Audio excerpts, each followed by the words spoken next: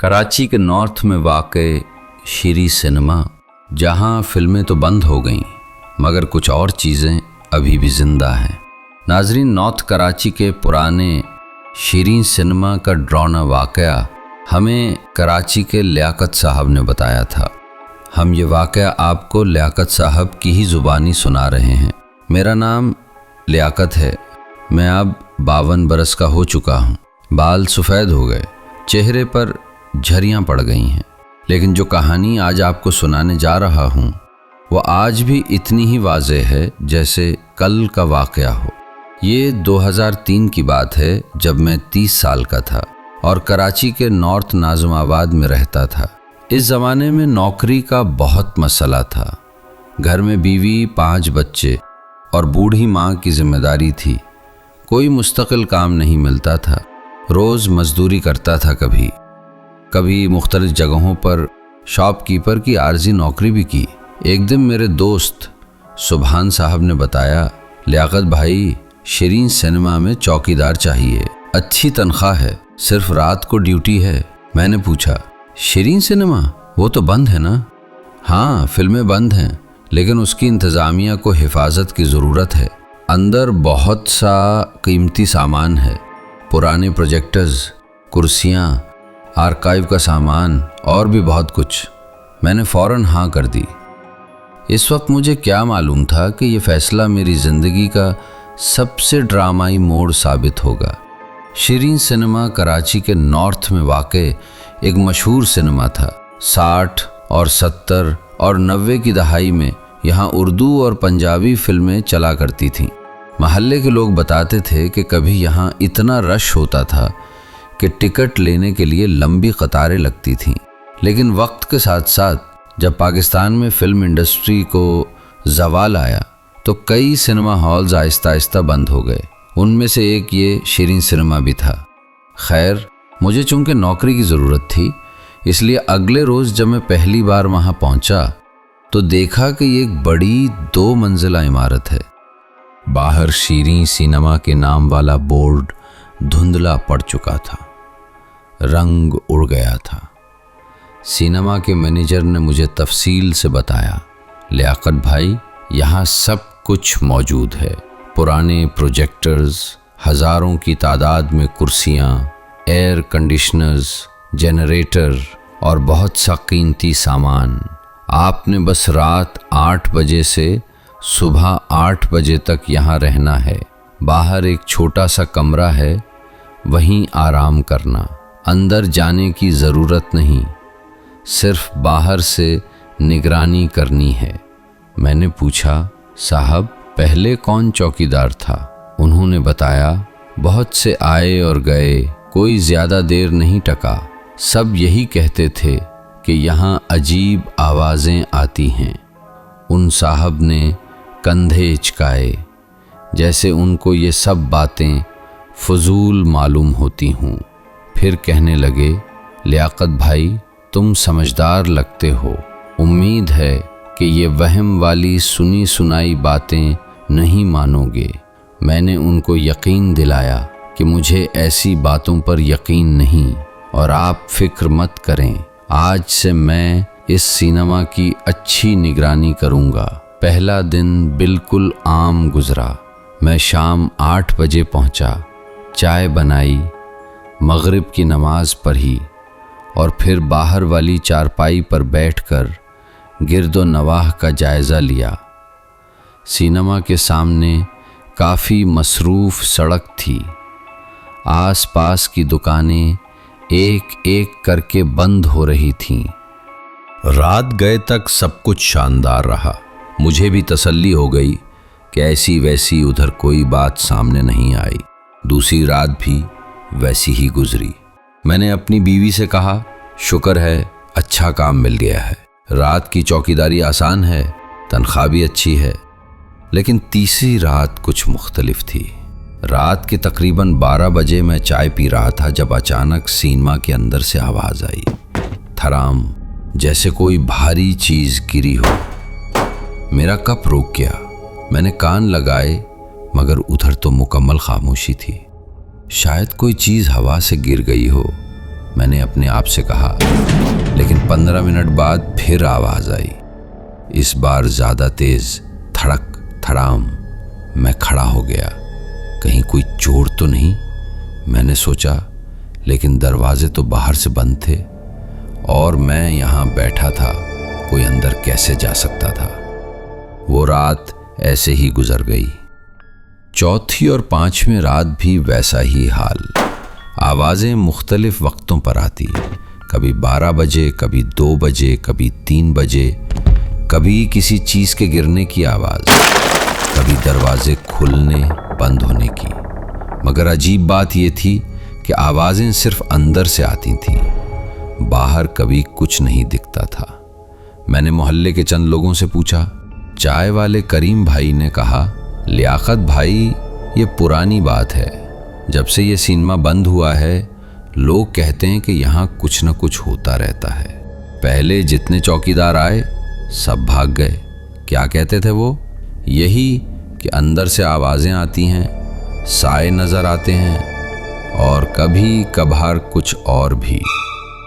मैं एक बहादुर आदमी था, जिंदगी में कभी किसी से नहीं डरा था। गली मोहल्ले के झगड़ों में आगे रहता, मुश्किल वक्त में लोगों की मदद करता। लेकिन ये मामला कुछ और था। छठी रात जब फिर आवाज़ें शुरू हुईं तो मैंने फैसला कर लिया, बस आज मामला साफ करता हूँ, जो कुछ है देख लेते हैं। मैंने टॉर्च उठाई, चाबियाँ ली और सिनेमा के मेन गेट की तरफ बढ़ा। दिल तो धड़क रहा था, लेकिन मैंने अपने आप को संभाला। पहले गेट खोला, फिर अंदरूनी दरवाज़ा। जैसे ही अंदर कदम रखा, ठंडी हवा का झोंका चेहरे से टकराया। अजीब बात यह थी कि बाहर तो गर्म मौसम था, यहाँ अंदर इतनी ठंडक कहाँ से आई। लॉबी में दाखिल हुआ तो टॉर्च की रोशनी में पुराने फिल्मी पोस्टर्स के टुकड़े नज़र आए। कुछ कुर्सियाँ बिखरी पड़ी थीं, कुछ कागजात, पुरानी टिकटों के टुकड़े, सब कुछ धूल में डूबा हुआ। मैं आहिस्ता आहिस्ता आगे बढ़ा। अचानक मेरी नज़र बाएं तरफ की दीवार पर पड़ी। कोई साया तेजी से एक कोने से दूसरे कोने में भागा। ओह, ये क्या? मैंने बेसाख्ता कहा और टॉर्च इस तरफ की जिधर साया भागा था, लेकिन कुछ नहीं था, सिर्फ खाली दीवार। आंख का धोखा होगा, मैंने अपने आप को तसल्ली दी। आगे बढ़ा तो पीछे से कड़क की आवाज़ आई। मैंने मुड़कर देखा, दरवाज़ा बंद हो चुका था। मैं दौड़कर वापस गया और दरवाज़ा खोलने की कोशिश की। थोड़ी मुश्किल से खुला। हवा का झोंका होगा, मैंने सोचा, लेकिन दिल में शक था कि यहाँ हवा कहाँ से आई। अब मैं मेन हॉल में दाखिल होने वाला था, वहीं जहाँ कभी सैकड़ों लोग बैठकर फिल्में देखा करते थे। दरवाज़ा खोला तो सामने एक बहुत बड़ा हॉल नज़र आया, अंधेरे में डूबा हुआ, लेकिन टॉर्च की रोशनी में कतारों की तर्ज पर सुर्ख कुर्सियाँ दिखाई दे रही थीं। सुर्ख कुर्सियाँ कभी शानदार रही होंगी, अब धूल और मकड़ी के जालों से ढकी हुई थीं। कुछ टूटी फूटी, कुछ उल्टी पड़ी थीं। सामने बड़ा पर्दा था जो कभी फिल्मों की नुमाइश के लिए इस्तेमाल होता था। मैं आहिस्ता आहिस्ता हॉल के बीच में आया। यहाँ खामोशी इतनी गहरी थी कि अपनी सांस की आवाज़ भी सुनाई दे रही थी। अचानक कहीं से एक आवाज़ आई, खुल खुल खुल, जैसे कोई फर्श पर अपने जूते से पाँव घसीट रहा हो। मैं रुक गया, कान लगाए। आवाज़ पीछे से आ रही थी, कुर्सियों की तरफ से। मैंने आहिस्ता से मुड़कर देखा। पहले कुछ खास नज़र नहीं आया, लेकिन फिर हॉल की दरमियानी कतार की एक सुर्ख कुर्सी के पीछे से कुछ हिलता हुआ महसूस हुआ। मेरा खून सूख गया। मैंने टॉर्च की रोशनी उस तरफ की। पहले बाल नजर आए, लंबे बिखरे हुए सियाह बाल। फिर आहिस्ता आहिस्ता चेहरा उभरा। ओह, मैं आपको बयान नहीं कर सकता कि जो कुछ मैंने देखा वो मैं कभी नहीं भूल सकूंगा। वो कोई अजीब सी चुड़ैल थी। चेहरा बिल्कुल पीला जर्द, जैसे हल्दी मुंह पर मिली हो। आंखें बिल्कुल काली, गहरे गड्ढे जैसी। और उसके मुंह से एक भयानक आवाज निकल रही थी, जैसे किसी गहरे गार से जंगली जानवर के गराने की आवाज आ रही हो। वो चुड़ैल मुझे देखकर मुस्कुराने लगी, लेकिन ये कोई आम मुस्कुराहट नहीं थी। ये एक डरावनी, खौफनाक मुस्कुराहट थी जो मेरी हड्डियों को मुंजमद कर रही थी। मैं दुआएं पढ़ते हुए पीछे हटने लगा, लेकिन वो चुड़ैल सुर्ख कुर्सी से मुकम्मल बाहर आ गई और सिनेमा हॉल के सन्नाटे में मेरी चीखों की आवाज़ें गूंज उठीं। वो चुड़ैल मुसलसल मुझे घूर रही थी और मैं अपने हवास को काबू में रखने की कोशिश कर रहा था, क्योंकि डर की वजह से मेरा पूरा जिस्म कांप रहा था। बस अब मैं नहीं रुक सकता था। मैंने टॉर्च मजबूती से थामी और मरकजी हॉल से बाहर की जानिब भागा। जितनी तेज भाग सकता था। दिल तेज तेज धड़क रहा था, सांस फूल रही थी।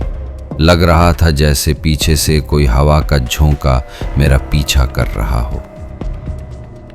हॉल से निकला, लॉबी पार की और बाहर आया। बाहर आकर मेन दरवाज़ा बाहर से बंद करके ताला लगा दिया और सड़क के पास आकर ज़मीन पर बैठ गया। पूरा जिस्म कांप रहा था, चेहरे से पसीना बह रहा था, हालांकि अंदर इतनी ठंडक थी। इस रात मैंने आंख भी नहीं झपकी। बार बार उस चुड़ैल का चेहरा, वो मुस्कुराहट, वो आवाज़ मेरे कानों में गूंजती रही। मैं रात भर खौफ से कांपता रहा। अगले रोज़ जब इस सिनेमा के मैनेजर साहब आए तो मैंने फैसला सुनाया। साहब माफ़ करें, मैं ये काम नहीं कर सकता। मैनेजर साहब ने परेशानी से पूछा, क्या बात है लियाकत, कोई मसला है? तनख्वाह बढ़ा देते हैं। नहीं साहब, पैसे की बात नहीं, यहाँ कुछ ऐसा है जिससे इंसान का वास्ता नहीं होना चाहिए। मैनेजर साहब की आंखों से अंदाज़ा हो रहा था कि वो मामला समझ चुके हैं। इसका मतलब है कि तुम्हारे साथ भी कोई खौफनाक वाक़या रूनुमा हुआ है? मैंने सर हिलाया। जी बिल्कुल जनाब। क्या देखा? जो नहीं देखना चाहिए था। उन्होंने सर हिलाकर कहा, ठीक है, कल आ जाना, तुम्हारा हिसाब किताब साफ कर देंगे। उस दिन के बाद मैं दोबारा शीरीं सिनेमा की जानिब भी नहीं गया, लेकिन ये वाक़ा बरसों बाद भी मेरे जहन में इतना ताज़ा है जैसे कल का हो। मुझे अब मालूम नहीं कि इस जगह ऐसा सब कुछ क्यों था। वो चुड़ैल इधर कैसे आ गई? क्या वो जगह पहले से आसी भी थी या वीरानी के बायस उधर ऐसी मखलूक़ात का कब्ज़ा हो गया? खैर, अगर आप कभी कराची के नॉर्थ से गुजरें और आपको शीरीं सिनेमा वाली जगह नज़र आए तो मेरी बात मानकर दूर ही रहिएगा, क्योंकि कुछ जगहों पर इंसान को नहीं जाना चाहिए, ख़ासकर अकेले रात को। नाजरीन, ये थी लियाकत साहब की हकीकी कहानी जो हमने उनकी ज़बानी बयान की। अगर आपको ये खौफनाक वाक़या दिलचस्प लगा है तो हमारे इस चैनल अनमोल हॉरर को लाइक, सब्सक्राइब ज़रूर करें और कमेंट बॉक्स में अपनी राय, तजर्बात और सवालात शेयर करें। क्या आपके साथ भी कोई ऐसा मावराई तजर्बा हुआ है? क्या आपको लगता है कि कुछ जगहें वाकई में मनहूस होती हैं? हमें ज़रूर बताएं। अगली वीडियो में फिर मुलाकात होगी, तब तक के लिए गुड बाय।